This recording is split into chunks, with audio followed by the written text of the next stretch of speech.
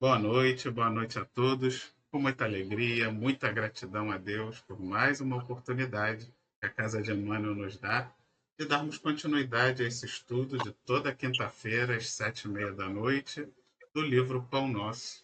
E hoje, nossa irmã Janete vai dar continuidade ao nosso estudo no capítulo 16. Então, convido a Janete também a fazer a nossa prece de abertura. Então, graças a Deus, é sempre com muita gratidão que a gente comparece, não é? Que a gente pode estar participando.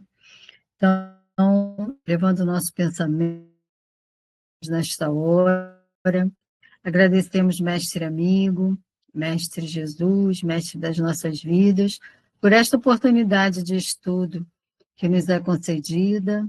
Ajuda-nos através da compreensão do texto, a inspiração que devemos ter para os comentários devidos, e assim sairmos melhores depois desse estudo, através dessas reflexões, que isso possa, de alguma forma, mudar algo em nós para melhor, né, para que possamos sempre estar trabalhando para esse nosso melhoramento interior. Obrigada, Jesus, obrigada, Deus, nosso Pai, por este momento. Graças a Deus. A Deus. Vamos então compartilhar o nosso texto da noite de hoje.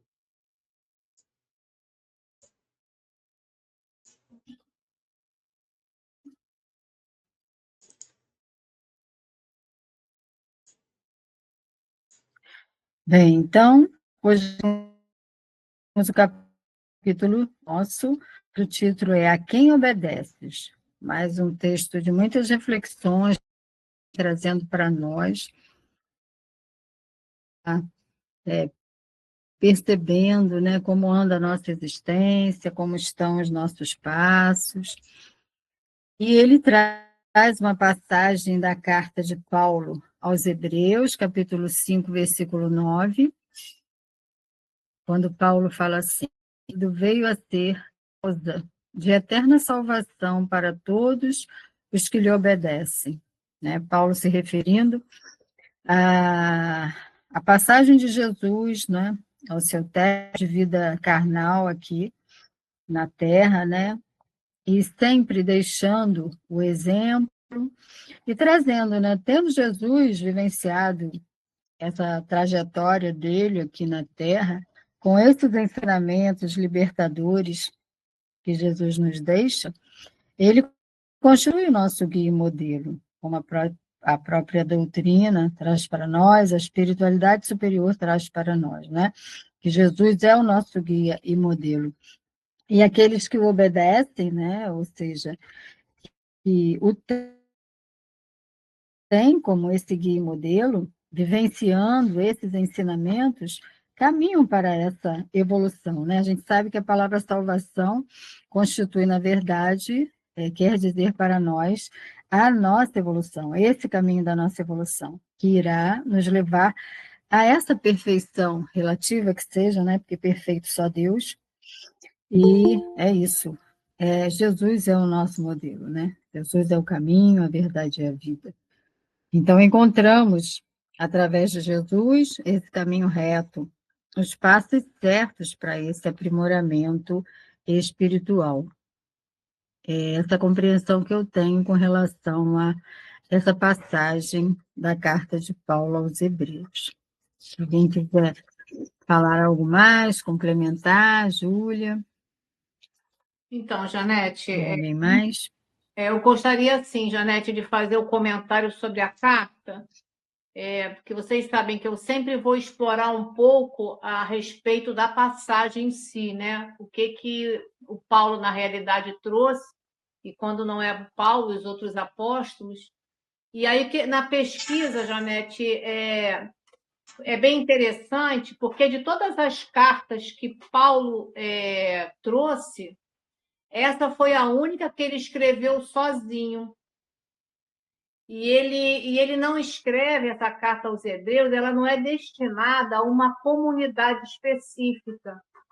Ela é dirigida, na realidade, a todo o povo hebreu. E ele vai escrever essas cartas, né, que não é uma só, aos hebreus, ele consegue elaborar essas cartas durante 2 meses, toda essa carta. E o que é interessante dessa carta de Paulo, né? Ela não segue uma estrutura de carta, como antigamente se tinha, né, nas outras cartas dele, porque ela não tem as saudações, ela não tem remetente, e o destinatário são todos, né, todo o povo hebreu. E Paulo, nessa carta, ele se coloca exatamente como um fariseu, com todo o conhecimento que ele tinha de ser um doutor da lei. Então, essa carta, quando as pessoas pegam essa carta, ela tem, na realidade, uma forma bem específica, e as pessoas têm que ter um conhecimento do Velho Testamento, porque muitas informações precisam dessa interpretação do Antigo Testamento. Então, por quê? Porque ele vai interpretar, ele vai argumentar e vai defender os pontos de vista em relação à superioridade de Jesus. E o que acontece com isso? Né? Quando ele fala, quando ele fala de caridade, de fraternidade, isso é tudo muito bem acatado dentro dessa carta, né? Mas quando ele começa a falar que Jesus é superior a Moisés, né, que Moisés é o grande profeta do povo judeu, ele fica complicado nesse momento. Por quê? Porque Jesus foi um homem crucificado, né, dentro de um contexto de ladrões, né, de malfeitores. E essa tentativa que Paulo tinha de trazer a superioridade de Jesus nessa carta aos Hebreus, ele não é bem compreendido. Isso é uma coisa bem interessante, porque quando a gente fala de carta, a gente às vezes faz tudo como uma coisa só e ela tem umas distinções. E nesse versículo, ele tem um título, né, lá na Bíblia que fala assim: Jesus, o sacerdote por excelência. E quando a gente vai buscar o que é um sacerdote dentro daquela composição, Jesus não nasce da tribo de Levi, e geralmente os sacerdotes descendem da tribo de Levi. Jesus vem da tribo de Judá.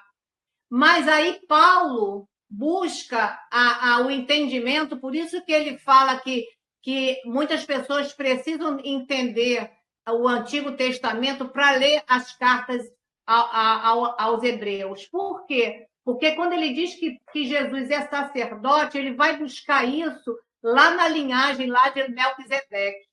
É bem interessante, eu estudei bastante com relação a isso. E sacerdote, ele tinham 3 funções. Ele tinha a função de oracular, que era transmitir a vontade de Deus. Ele tinha a função de ensinar, falar sobre a lei e sobre o sacrifício, que era reatar as relações, e ele também tinha o poder de consolar. Então, esse sacerdócio que Paulo fala nessa carta não é um sacerdócio de rituais, e sim um sacerdócio espiritual.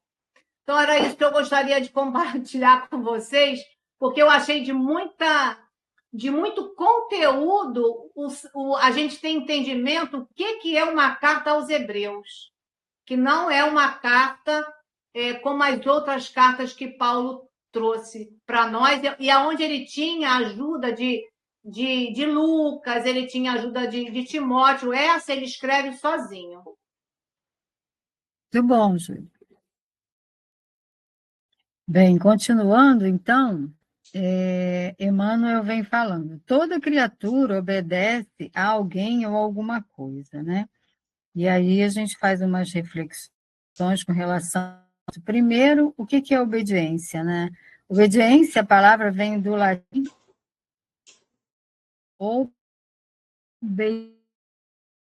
obedir, atenção. E a gente sabe que a obediência está presente, não tem como deixar de estar, desde a época da nossa infância, né? A gente obedece aos nossos pais, obedecem aos nossos chefes, né? Muitas vezes esposas, esposos, professores, então aos pais e aos professores. E isso faz parte realmente da nossa vida, e podemos dizer que é uma obediência salutar, não é?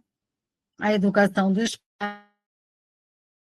pais, né? Os filhos precisam seguir esses ensinamentos, essa obediência com relação aos pais.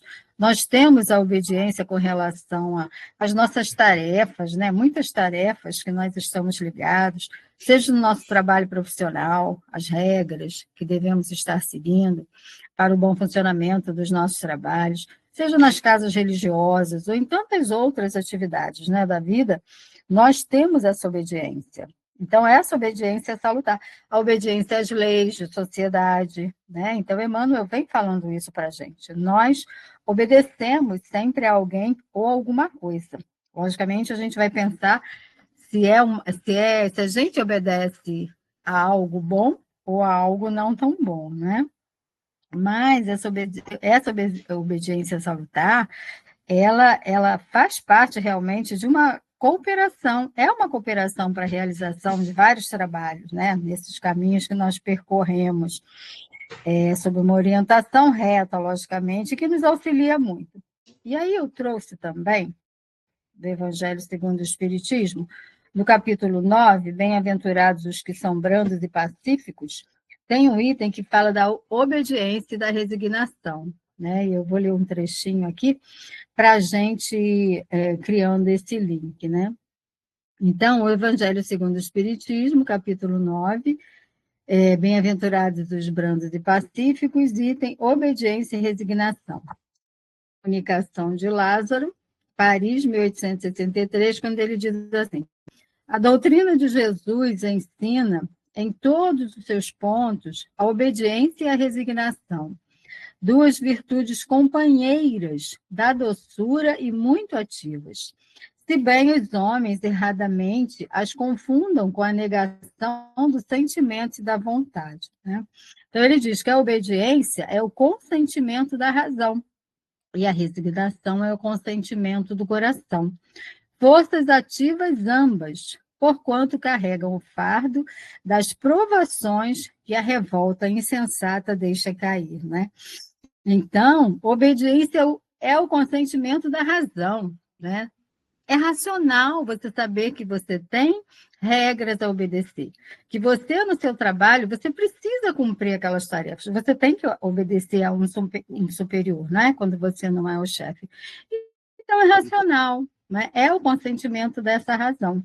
E ele diz ainda que o orgulhoso e o egoísta jamais podem ser obedientes, porque eles se julgam, né, exatamente o orgulho e o egoísmo, que nos colocam num patamar de superioridade e acham que obedecer seria algo como estar abaixo das pessoas, né? E só o orgulho e o egoísmo podem nos colocar nessa condição, né? Mais na frente, o Lázaro vem falando: obedecei à grande lei do progresso, que é a palavra da vossa geração, né? Ele diz que nós devemos estar nos submetendo, obedecendo a todas essas orientações, a todos esses ensinamentos que a espiritualidade maior traz para nós, né? Como devemos estar obedecendo às próprias leis de Jesus. Mas parece que essa palavra tem uma carga negativa muitas vezes, né? Por isso que as pessoas orgulhosas, muitas vezes nós também, né, nos sentimos nessa condição dessa obediência ser algo negativo, mas não é, como ele falou, né? A obediência é o consentimento da razão. E mais na frente, no próprio Evangelho segundo o Espiritismo, no capítulo 17, Sede Perfeitos, onde fala dos superiores e dos inferiores, vem o trechinho final, que é uma comunicação do François Nicolas Madeleine.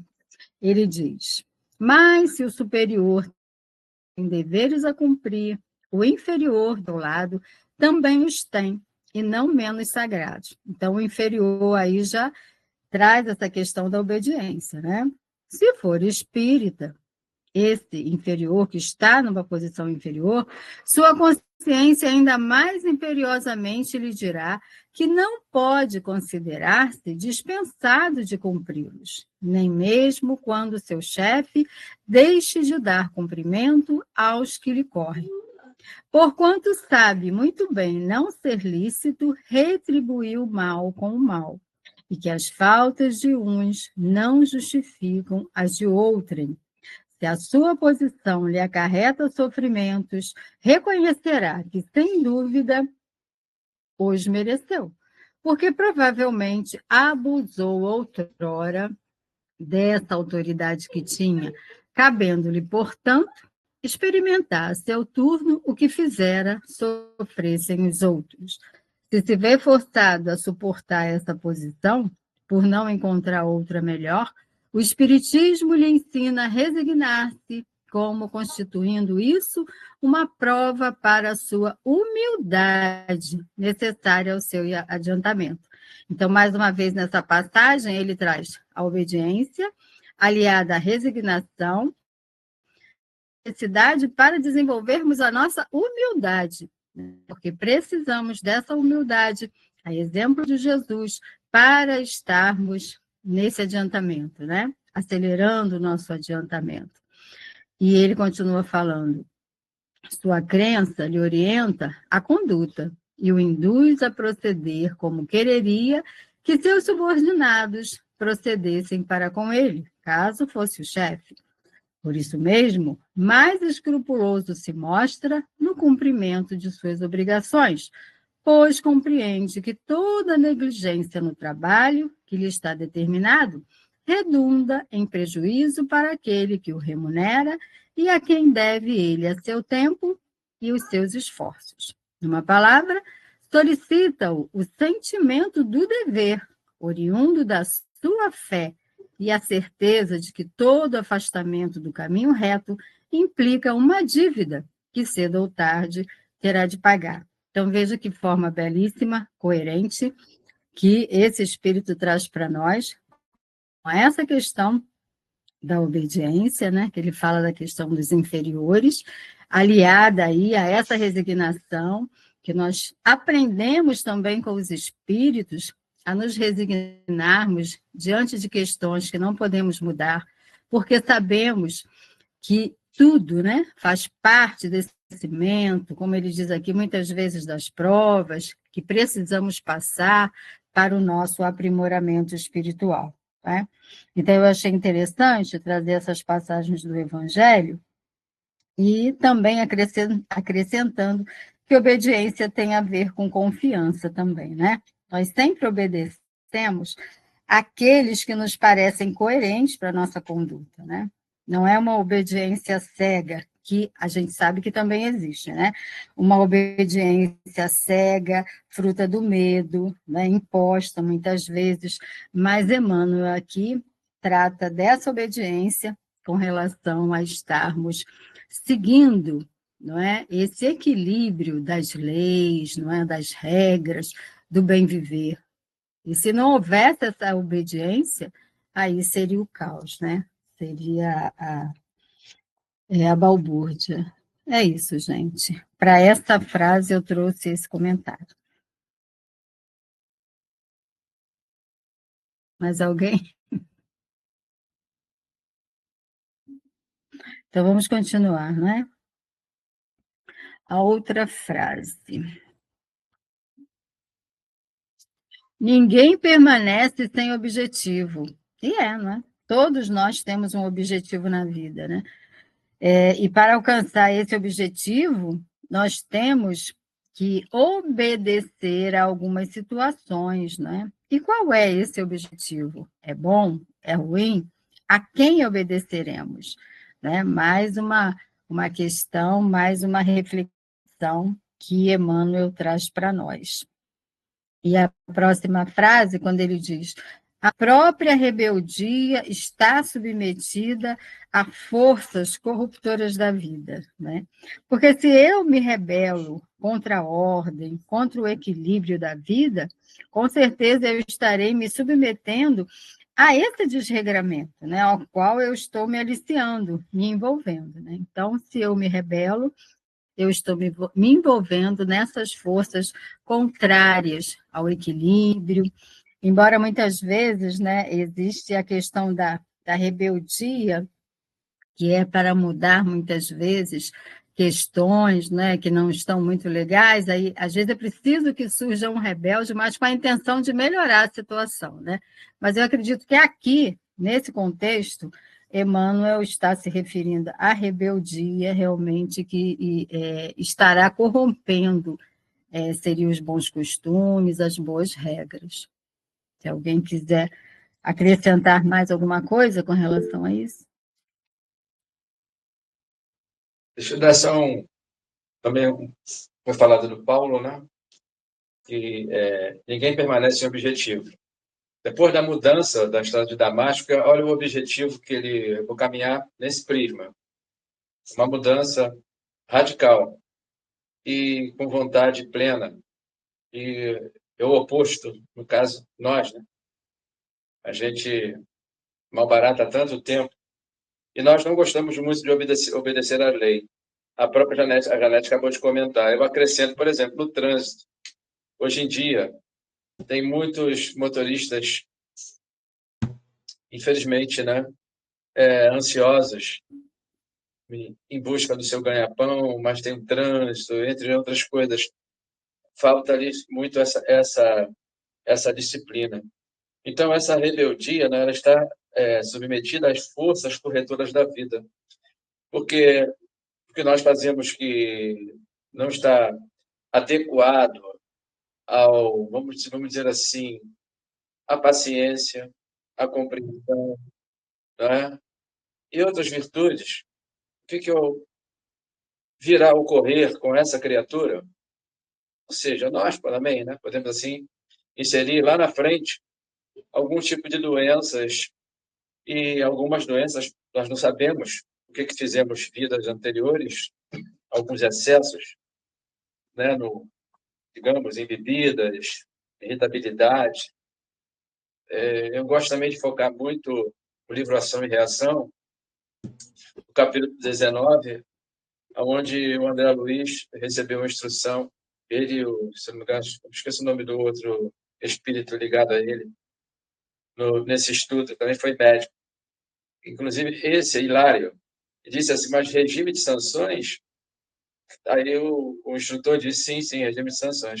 O que seria isso? São vários tipos de doenças, devido à nossa rebeldia, né? O problema vamos passar da indisciplina, porque nós somos, muitos de nós, indisciplinados, nós vamos nos agastando. E esse agastamento vai gerar. Aí ele enumera, nesse livro, que é do Ação e Reação, vários tipos de doenças. Às vezes doenças até banais, mas a gente fica ainda à mercê muito da nossa falta de amor em relação ao meio ambiente. Mas estamos no exercício pleno ainda. Muito obrigado.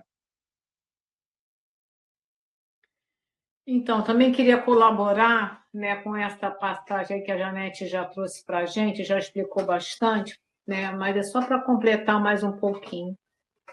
Para você ser obediente, né, é necessário você não ser orgulhoso nem egoísta, e tem que deixar sobressair a nossa humildade. Então, assim, normalmente, né, quem não é obediente é orgulhoso, infelizmente ainda, né?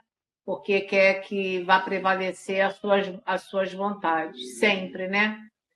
E Emmanuel, no livro Encontro Marcado, ele tem uma passagem que fala sobre obediência e rebeldia. Eu tirei 3 frases para a gente pensar junto aqui. Ele disse assim, ó, não interpretes a disciplina por tirania e nem acuses a obediência de escravidão.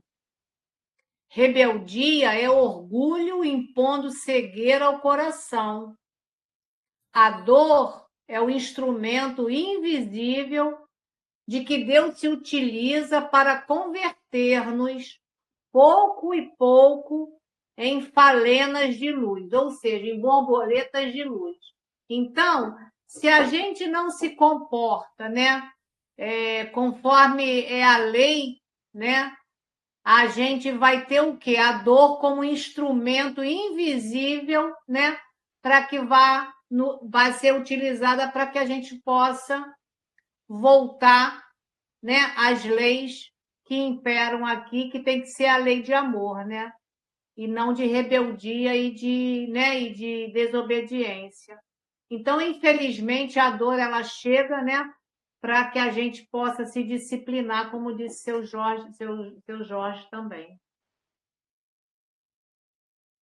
Isso aí, perfeito. E continuando, né? Ele continua a falar na questão da obediência. Emmanuel fala: o homem obedece a toda hora. É isso mesmo ou eu estou passando? É isso, né?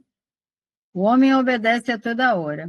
Entretanto, se ainda não pôde definir a própria submissão por virtude construtiva, é que não raro atende, antes de tudo, aos impulsos baixos da natureza, resistindo ao serviço de autoelevação, né?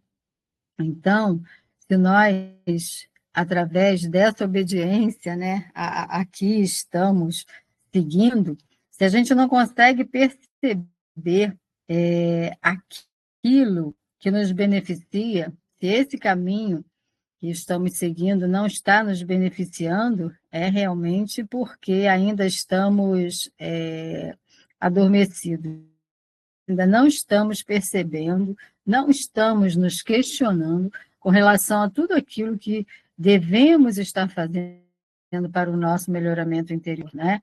Para estarmos nos aprimorando moralmente, intelectualmente, devemos estar nos questionando, né? O que eu obedeço? Onde estão as minhas obras na vida e em mim? O que eu sigo? São reflexões que devemos estar fazendo e nós, né, como espíritas que já recebemos tanto conhecimento, né, já conhecemos através dos bons espíritos, conseguimos compreender um pouquinho mais o nosso Mestre Jesus e todo esse cabedal de ensino que esses espíritos amigos trazem. Nós temos essa obrigação de nos questionarmos bastante e colocarmos realmente a mão, né, na charrua, fazermos realmente a nossa parte para esse nosso desenvolvimento, esse nosso aprimoramento, né?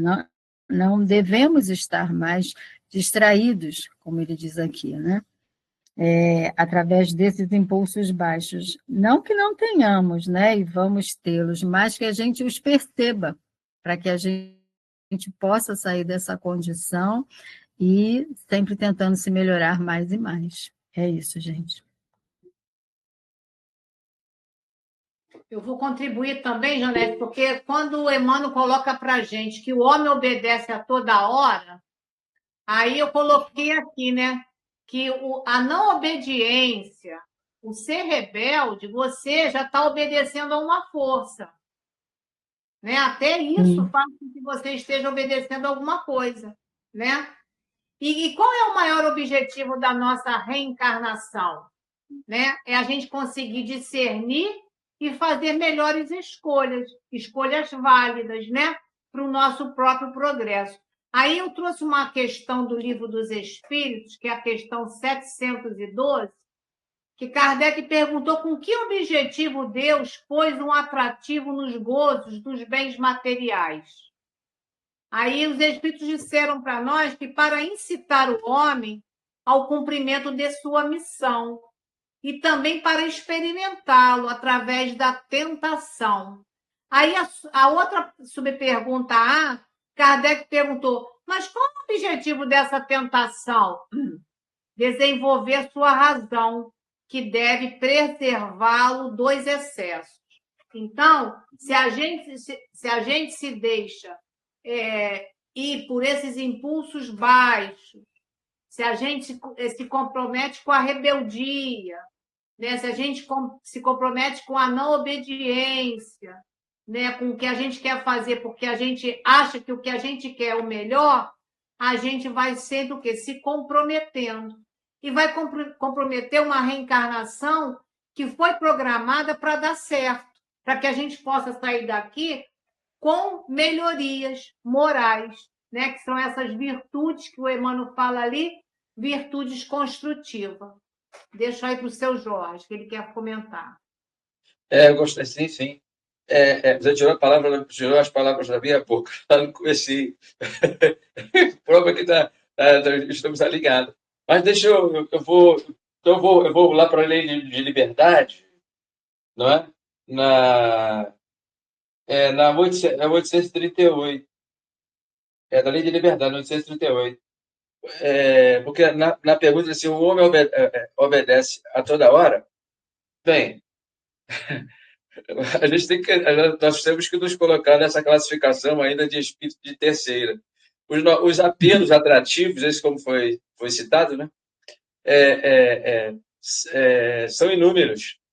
E as pessoas deixam de se levar e se arrastar. Tem-se as influências ocultas, que o Kardec também menciona lá na 459, se eu não me engano, do mesmo livro. Mas daqui a 838, para me finalizar aqui, ele diz assim, será respeitável toda e qualquer crença, ainda quando notoriamente falsa. Por que eu citei? É claro, toda crença, ele diz assim, toda crença é respeitável. Nós gostaríamos, eu não vou entrar, pelo amor de Deus, eu não vou entrar, porque no núcleo espírita a gente não tem que aludir questões essa do meio político. Não, não. Nós estamos citando em função do absolutismo. Muitos de nós, como foi citado, né, pela própria Janete, muitos de nós queremos que o outro siga a mesma linha de raciocínio e o impositivo que eu determino. Mas, infelizmente, que a grande maioria são homens altamente inteligentes. Nós temos filósofos inteligentíssimos aí que também estão calcados nessas situações. Há bem pouco tempo atrás, que eu me refiro, lá para uns 40 anos, mais ou menos atrás, foi eu que comecei a melhorar quando eu conheci bem mesmo a doutrina espírita. E eu passei a conhecê-la bem na íntegra quando, eu acho que é o Sede Perfeito, é o capítulo Sede Perfeito. Eu acho que é a missão dos espíritas. A doutrina espírita bem entendida e, sobretudo, bem compreendida, nos levará a resultados. Os resultados, na verdade, seria ser um verdadeiro homem de bem. E muitos de nós prevaricamos. Eu prevaricava muito. Né? Não tem que ser o que eu quero. Olha, é o que a Júlia comentou. É o egoísmo, é o orgulho. Como nós estamos aqui perto, deixa eu chegar lá pertinho. Lá. O egoísmo tem a 913 e tem a 918 ou 17, se eu não me engano. Espera aí. Deixa eu abrir aqui. É rápido. Só vou ler isso aqui. Qual o meio de destruir o egoísmo? Porque dentre os vícios, na 913, qual o vício? Dentre os quais, dentre os vícios, qual que se pode se considerar radical? O egoísmo. 913. Agora, qual o meio de destruí-lo? De todas as imperfeições nossas, né? O egoísmo é o mais difícil de desenraizar-se. Então, como a Júlia comentou, o orgulho e o egoísmo. E esse, um é pai e o outro é filho.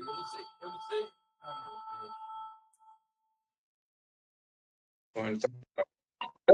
Quem é pai ou quem é filho? O egoísmo ou o orgulho. Mas aí tem uma variante de outras, né, que pode se classificar aí nesse o pai ou mãe, ou filho, enfim. E nós ainda permanecemos tão eivados ainda, não é? Que é um dos últimos, se eu não me engano, é esse egoísmo a ser deletado das nossas vidas. Mas quem faz isso somos nós. Com vontade, com esforço, com dedicação, reconhece verdadeiro cristão aquele que empreende esforços por vencer as suas paixões. Então, à medida que nós vamos nos esclarecendo, a gente vai em frente. Parei. Então, vamos continuar, né? O item 5, aqui pela minha leitura, o homem quase sempre transforma a obediência que o salva, em escravidão que o condena. Interessantíssima, né, essa frase. A obediência que o salva, né? Já vimos aí, né, nessas questões anteriores, que essa obediência realmente é o equilíbrio dos nossos relacionamentos, né, com as leis. E essa obediência se refere também, principalmente, né, às leis de Deus, aos ensinamentos do Mestre Jesus, né, a essa conduta regrada que devemos ter, né, para que a nossa vida seja realmente de harmonia, de equilíbrio. Então, o meu orgulho, como vocês estão falando, né, o meu orgulho, a minha rebeldia, vai me impedir de realizar a parte que me cabe em uma vida de equilíbrio, aprendizado e paz, né? Através desse trabalho nas relações humanas, no aprendizado com o próprio Cristo. E nesse processo em que eu fujo as regras e equilíbrio, que seria a própria obediência, não é? Eu me acorrento a vícios, né, de várias ordens, vícios propriamente, os vícios propriamente ditos mesmo, né? Esses que danificam tanto saúde, até a nossa própria moral. Eu me escravizo quando eu me afasto dessas regras, né? Eu me escravizo à negação do belo, né? Do saudável. Eu me escravizo também, né, nesse mal dizer do outro, nessa má conduta, eu me escravizo, né, eu me acorrento e eu me condeno assim temporariamente, né? Condeno esses meus passos a estarem mais lentos nessa minha evolução espiritual, né? Quando eu fujo, quando eu me afasto daquilo que é bom, daquilo que eu recebo do Cristo, da vivência com tantos irmãos encarnados e desencarnados, irmãos que trabalham para o meu benefício, mas quando eu me nego a seguir, a obedecer, a seguir essa linha reta, eu estou realmente me escravizando no lado oposto, né? Estou aí travando um pouco o meu progresso espiritual. É isso, gente. Só rapidinho, aproveitando, porque nós todos temos esses vícios, viu, Janete? É Sim, com rapidinho. certeza. Pegando o Paulo lá, quando ele cita, né? Não é o que eu quero, o que eu. Até O tem uma mal que eu não palavra, quero, eu faço. E o eu bem que faço. eu quero, eu não faço. É só isso. Só isso. É exatamente isso, né? Eu quero colocar também, Janete, porque assim é bem interessante, né, nessa frase do Emmanuel, quando ele diz assim: o Senhor estabeleceu as gradações do caminho, instituiu a lei do próprio esforço. Então, quer dizer, É a a gente. próxima leitura, né? Não, é o que você acabou de ler. Não, eu li, foi só a primeira frase.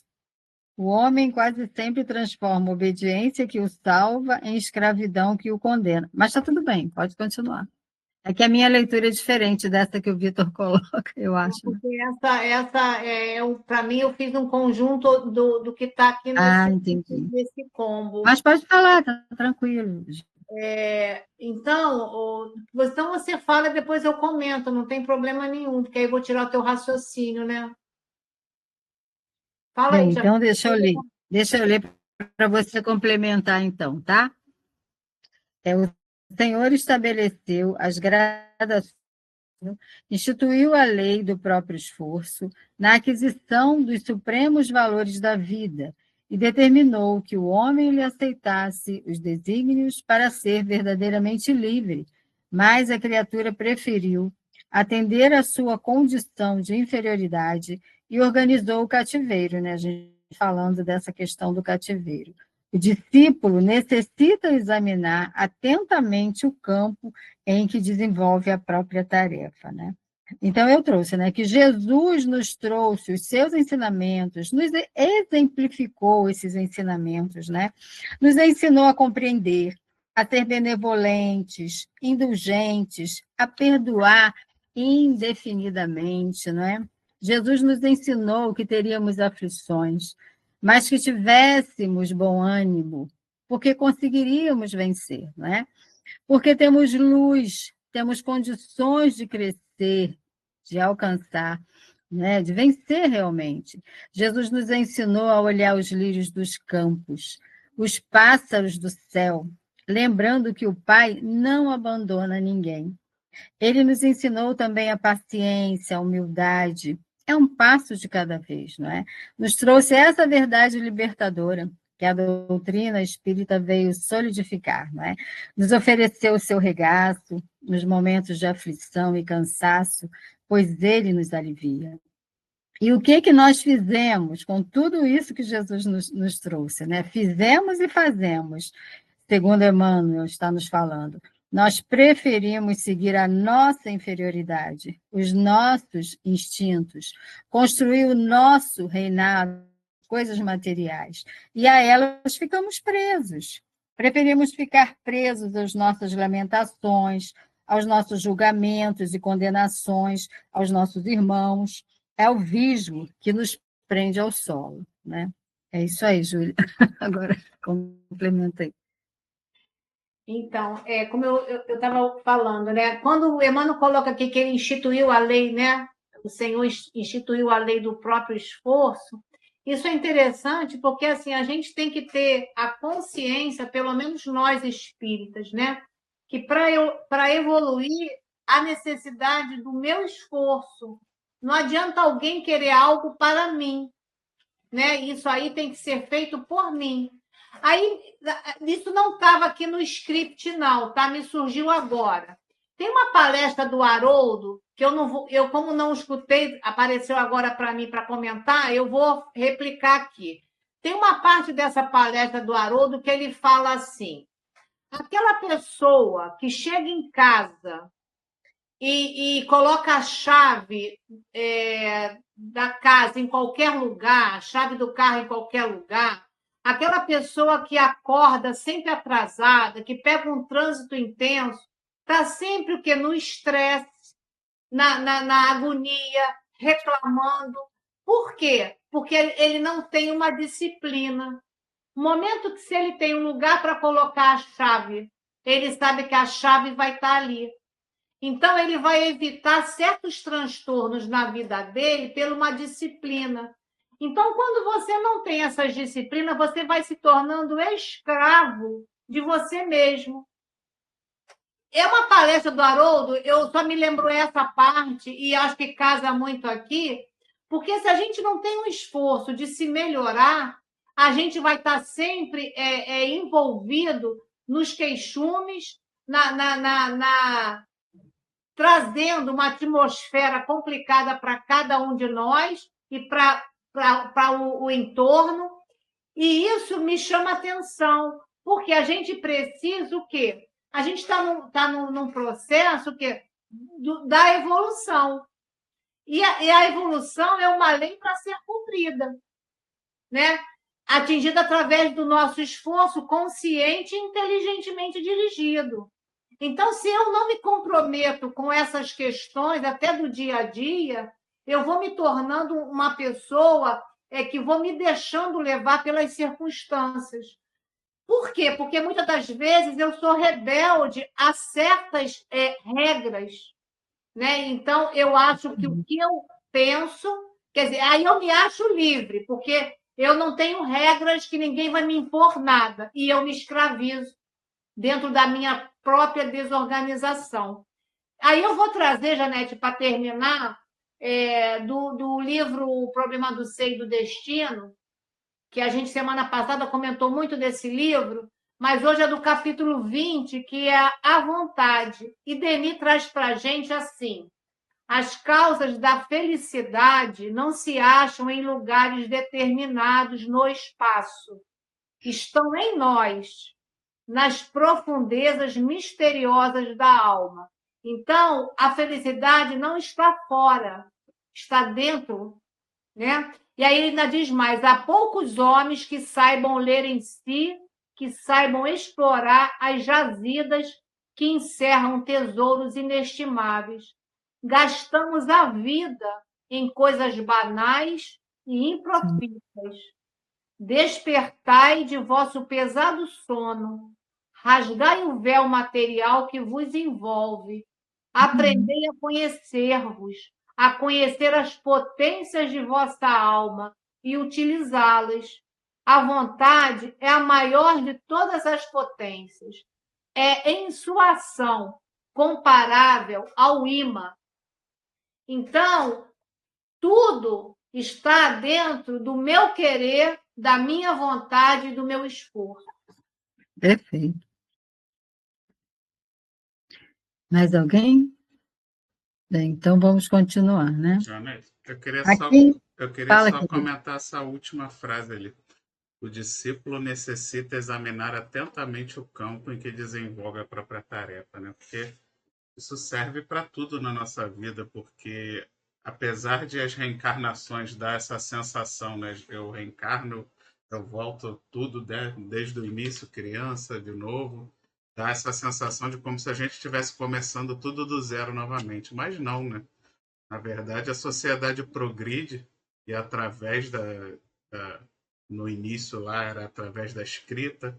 Hoje em dia nós já temos vídeo, áudio, tantas formas de guardar o conhecimento que na verdade a gente consegue através do exemplo, que no caso o principal aí para a espiritualidade e desenvolver a nossa espiritualidade foi o exemplo do Cristo. A gente não precisa a cada encarnação começar do zero, né? As coisas já estão aí, muitas coisas já estão postas, já estão descobertas, né? Já estão reveladas e basta para a gente um esforço hoje em dia muito menor, porque não é mais preciso aquele esforço lá do zero, né? Da tentativa e erro. Não, já as coisas já estão postas, basta o esforço de, no mínimo, aquele esforço mínimo, né? De querer procurar, ler, estudar antes de fazer as coisas. Porque se você for fazer qualquer coisa na vida sem antes estudar do assunto, você vai entrar na tentativa e erro, você vai desperdiçar tempo, vai desperdiçar recursos, vai ocasionar provavelmente dor e sofrimento, dependendo do tamanho do que você esteja tentando fazer, sendo que muitas vezes aquilo já existe, né? Já existe um manual de instrução, já existe um conhecimento adquirido que bastava você se esforçar em buscar para fazer aquilo mais rápido e assim ser livre, né? Que essa é a verdadeira liberdade. É quando a gente vai fazendo a coisa certa da maneira melhor possível, mais eficiente possível. Aí sim nós temos o tempo livre, temos por não causarmos, né, mal aos outros, desperdiçar recursos.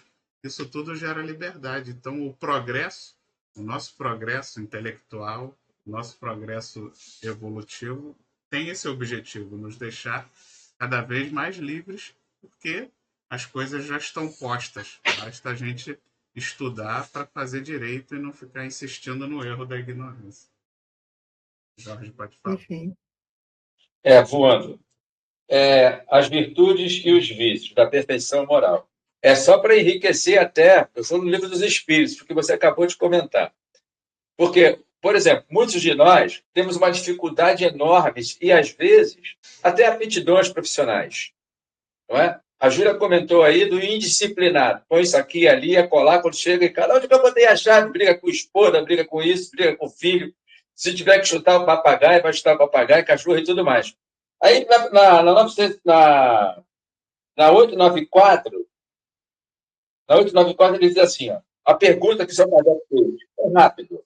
Há pessoas que fazem o bem espontaneamente sem que precisem vencer quaisquer sentimentos que lhes sejam opostos. Terão tantos méritos quanto aos que se veem na contingência de lutar contra a natureza que lhe é própria e vence. É o que você, Vitor, acabou de comentar. Que os Espíritos respondem assim, só não tem que lutar aquele que já há progresso realizado. Então, aquele que... Quer dizer, às vezes, vamos dizer assim, conhecimento de determinado... Não vou falar virtude, porque nós não temos. Mas tem pessoas virtuosas aí, não é? Encarnado que nós desconhecemos. O Divaldo Franco podemos assinalar, né? Nos últimos períodos nossos aqui, dos nossos tempos. Então, e ele tem uma bagagem incomensurável. Eu estava pensando hoje, o Chico Xavier, quando estava encarnado, poxa, foi aquele pessoal aqui da Brasileira de Letras, foi lá, eu esqueço o nome até do pessoal que foi visitar o Chico, aí um deles disse assim, poxa, se ele faz isso aí, ele é um matuto, mora aqui, a gente tem que dar tudo quanto é diploma para ele, porque ele está aqui, ele psicografa com, sei lá, porque eu não tinha nada de português direito, né? Mas filosoficamente, ele dá um banho. E esse pessoal, eu esqueço o nome esse que foi membro da Academia Brasileira de Letra. Ele fazia até desenhos infantis. Talvez vocês possam até nos ajudar. Então, o Chico... Ziraldo, não? Oi? Ziraldo? Não. É antigo. Era um desenho infantil, não é o Ziraldo, não. O Ziraldo ainda tem que aprender muito, minha irmã. Fala aí, Júlia, desbloqueia aí, você falou. Não, assim, não, seu Jorge. Eu só ia completar com a pergunta 909, que o senhor pode completar aí, que fecha aí dos nossos esforços. O conhecimento de cada... Faça o que eu fazia antes de dormir. Vai para a reflexão, não é essa aí que você está falando? Não, a 909, quando Kardec pergunta, o homem poderia sempre vencer seus maus pendores através de seus esforços, os espíritos disseram que sim, e algumas vezes através de pequenos esforços. Então... insignificante.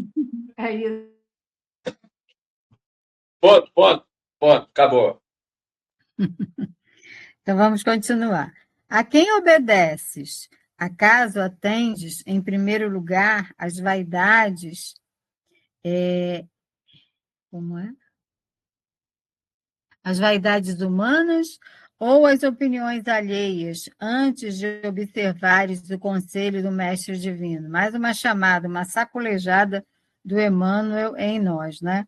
Então, diante desses apelos, né, que nós temos, nós sofremos aí da sociedade, da mídia, apelos para estarmos em evidência sobre os nossos irmãos, né?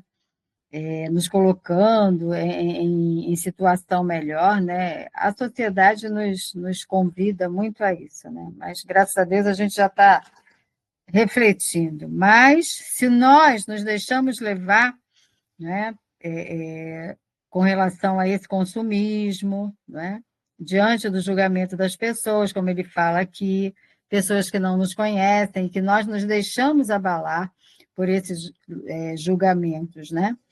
Será que nós estamos realmente nos perguntando o que Jesus faria no meu lugar, né? Diante de de todas as situações em que nós nos encontramos com relação a essas relações humanas, né, que nós temos, esses julgamentos, muitas vezes situações vexatórias, por que a gente dá tanta atenção, né? Por que, nessa hora, nós não fazemos realmente uma oração, pedindo discernimento, pedindo misericórdia para os que nos caluniam? Não foi isso que Jesus nos ensinou? Nós estamos fazendo isso? Estamos elevando os nossos pensamentos no nosso dia a dia, nessa reflexão, nessas orações que nos sustentam, que abrem aí os nossos canais para essa sintonia, para que a gente viva realmente nesse equilíbrio?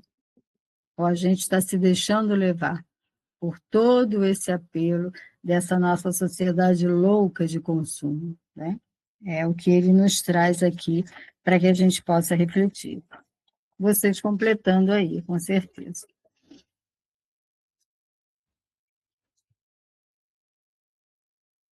Pode seguir, Janete. Ninguém não vai comentar esse pedacinho? Então, vamos lá. É justo refletir sempre quanto a isto, porque somente quando atendemos em tudo aos ensinamentos vivos de Jesus é que podemos quebrar a escravidão do mundo em favor da libertação eterna, né? Isso é maravilhoso. Quando nós seguimos, compreendemos esses ensinamentos do Mestre, nós conseguimos nos libertar. Ele disse, né? Conhecereis a verdade e ela vos libertará, né? Conseguiremos nos libertar dessas amarras materiais, posturas equivocadas nossas, né?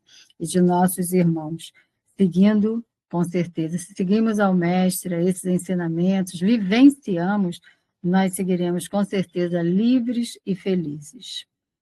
Fecho aqui, gente.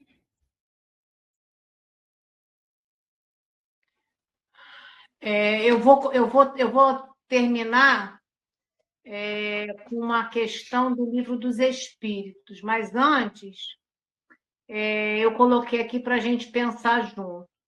Evangelho é o maior código moral existente, ensinando a colocar em prática as leis de Deus. Somente à luz de suas lições sublimes é possível reajustar o caminho, renovar a mente e purificar o coração. O Evangelho tem que ser compreendido, meditado, sentido e vivido, porquanto ele é a referência para regenerar e retificar sentimentos e atitudes viciosas. Então, a gente já tem o roteiro, que é o Evangelho, mas quão difícil ainda é a gente compreender, meditar, sentir e principalmente vivenciar o Evangelho do Senhor Jesus. Mas é somente através dele que a gente vai conseguir reajustar o nosso caminho. Esse caminho dos equívocos, dessas vaidades, nos achando que a opinião alheia é mais importante, né, do que, às vezes, até a nossa própria opinião, opinião que a gente traz dentro da própria doutrina, né, do que a gente deve ou não deve fazer, porque a gente tem um roteiro, a gente tem o nosso livre-arbítrio. A gente não vai seguir o que o outro quer, mas a gente tem um código, a gente tem um roteiro para a gente saber o que é bom, o que é ruim. Né? Então, e a gente não tem nem aquela desculpa de dizer que não sabe. Né? E na questão do Livro dos Espíritos, eu fecho com a 785, quando Kardec pergunta qual o maior obstáculo ao progresso. Aí eles respondem, os espíritos, o orgulho e o egoísmo. Falo do progresso moral, pois o progresso intelectual sempre se realiza. Então, o progresso intelectual, foi que também o Vitor trouxe, esses progressos todos já estão aqui. A maior parte, para que a gente possa ter uma vida um pouco melhor, com mais conforto. Mas o que a gente precisa combater é o orgulho e o egoísmo. Aí, quando o seu Jorge falou, né, do pai e do filho, está lá, Evangelho segundo o Espiritismo, capítulo 11:11. Emmanuel traz para nós. O Emmanuel diz assim, ó, que cada um, portanto, empregue todos os esforços a combatê-lo em si, certo de que esse monstro devorador de todas as inteligências, esse filho do orgulho, é o causador de todas as misérias do mundo terreno, é a negação da caridade. E essa negação da caridade também caridade para conosco, né? E também para com o próximo. Esse é o que eu podia colaborar com o estudo de hoje.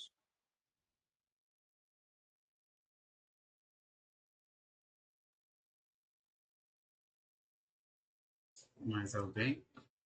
Eu fiquei curioso aqui, realmente o Zeraldo é da Academia Brasileira de Letras, e aí eu resolvi perguntar para o ChatGPT quem era o outro desenhista que já fez parte da Academia Brasileira de Letras. Ele respondeu aqui, José Carlos de Brito, seria esse?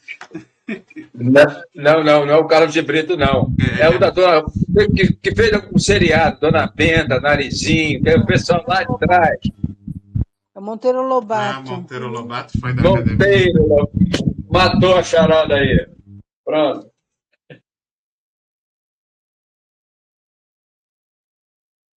Mas Monteiro Lobato, bem, o ChatGPT pode estar errado, mas não tá botando ele como membro da Academia Brasileira de Letras. Eu não sei. Depois a gente confirma. Bem, quero agradecer a todos. pela Não é presença. Maurício de Souza, não. Maurício de Souza, da coisa da Não. Mônica, ele é da academia. Não, mas isso não é de agora, não. O Chico, mais ou menos, tinha aí os seus 17 anos de idade. Então, isso daí era 1920, pouco, 30, por aí. Então não sei.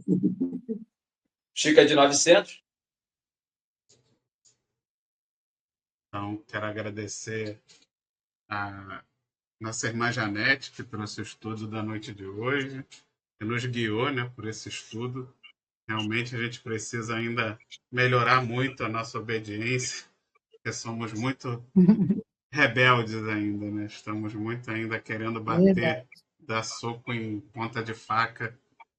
Mesmo sabendo que vai doer, a gente vai lá e insiste, né? Então a gente ainda tem essa rebeldia de achar que a gente pode, mesmo doendo, a gente insiste, né? A gente fala, não, eu tô certo, o caminho é esse. Tá doendo, mas o caminho é esse. Não vou mudar. Mas a gente pode poupar, né? O conhecimento espírita está aí para a gente poupar tanta dor e tanto sofrimento. Vamos usar mais a razão, mais a inteligência, usar essa evolução que a gente já tem à nossa disposição para sofrer menos. E quando começar a doer, já entender que a dor, assim como quando a gente está doente, a dor vem para avisar que tem algo errado, né? Que tem alguma coisa. Então, na nossa vida também, na nossa evolução também, se está doendo muito é porque talvez a gente esteja aí tomando decisões equivocadas. Que a gente precise reequilibrar, né, nossa forma de andar. Bem, e até esqueci de ver. Semana que vem é você, Julinho, que você estava falando, né? Então, eu ia olhar aqui a agenda, mas eu lembrei que você falou que já estava estudando. Então, vou convidar você a fazer a nossa prece de encerramento.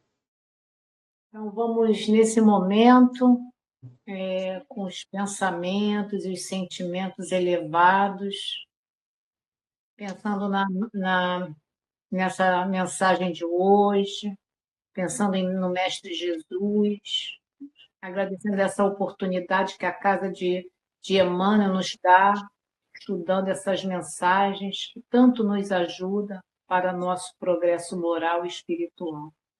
Assim, Mestre Jesus, é em teu nome, em nome de Emmanuel, de todos esses espíritos abnegados à tua tarefa do bem, para que eles possam nos ajudar na nossa compreensão diária. E assim terminamos esse estudo, te agradecendo essa oportunidade, mas, acima de tudo, em nome de Deus, nosso Pai. Graças a Deus. Graças a Deus. Obrigada, gente. Graças Fiquem com a Deus, Deus. pessoal. Vou tentar resolver Então, o problema aí dessa câmera. não, vai conseguir. Da próxima, você já vem. E eu quero então pedir, né, a nossa frase final, para pedir para que todos compartilhem essa mensagem, se inscrevam aqui no canal, ativem o seu sininho, dê o seu joinha e vamos compartilhar para que essa mensagem se espalhe o mais distante possível, né? Fiquem com Deus. Boa noite para todos. Tchau, gente. Fiquem com Deus. Boa noite. Beijo, beijo, beijo, beijo.